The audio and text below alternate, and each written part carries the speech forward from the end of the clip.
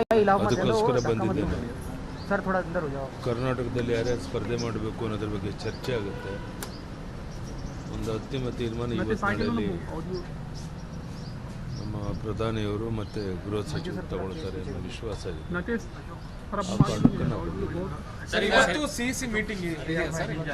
ಅಥವಾ ನಡ್ಡಾ ಅವ್ರ ಜೊತೆಗೆ ಬರೀ ರಾಜ್ಯ ನಾಯಕರು ಚರ್ಚೆ ಮಾಡ್ತೀರಾ?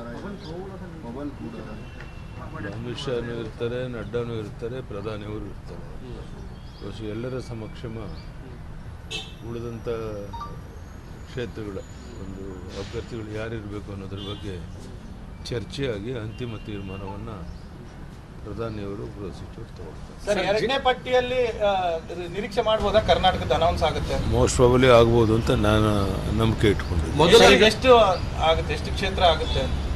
ಟೋಟಲ್ 28 ಕಾನ್ಸ್ಟಿಟ್ಯೂನ್ಸಿ ತಾನೆ JDS ಮಾಡೋದಾದರೆ JDSಗೆ ಎಷ್ಟು ಬಿಟ್ಟು ಕೊಡ್ತಾರೆ ಅನ್ನೋ ತೀರ್ಮಾನ ಅವ್ರಿಗೆ ಗೊತ್ತಿರುವಂಥದ್ದು, ನಮಗಿನ್ನೂ ಮಾಹಿತಿ ಇಲ್ಲ. ಸೊ JDS ಕೊಡೋದನ್ನು ಬಿಟ್ಟು ಉಳಿದಂಥ ಕ್ಷೇತ್ರಗಳನ್ನು ಬಹುತೇಕ ಇವತ್ತು ಚರ್ಚೆ ಸರ್, ಬಹಳಷ್ಟು ಜನರಿಗೆ ಟಿಕೆಟ್ ಕಟ್ ಆಗುತ್ತೆ ಈ ಸಾರಿ ಅನ್ನುವಂಥ ಚರ್ಚೆ ಯಾವುದು ಕ್ಲಿಯರ್ ಇಲ್ಲಪ್ಪ. ಮೀಟಿಂಗ್ ಆದಮೇಲೆ ಗೊತ್ತಾಗುವಂಥದ್ದು. ಸರ್, ಕೆಲವು ಮಾಜಿ ಶಾಸಕರು ವಿಧಾನಸಭೆಯಲ್ಲಿ ಸೋತವರು ಕೂಡ ಸ್ಪರ್ಧೆ ಮಾಡೋದ್ರ ಬಗ್ಗೆ ಬೇಕು ಅನ್ನೋಂಥ ನಿಟ್ಟಿನಲ್ಲಿ ಕೇಳ್ತಾ ಇದ್ದಾರೆ. ವಿಧಾನಸಭೆಯಲ್ಲಿ ಸೋತವರು ಕೂಡ ಚುನಾವಣೆಗೆ ನಿಲ್ಲಕ್ಕೆ ಎಲ್ಲ ಪ್ರಯತ್ನ ಮಾಡ್ಬೋದು.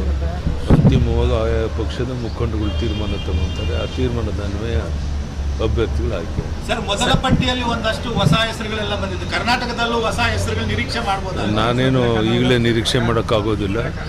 ಅಂತಿಮವಾಗಿ ಏನು ತೀರ್ಮಾನ ತಗೊತಾರೆ ಅದಕ್ಕೆ ನಾವೆಲ್ಲ ಭದ್ರ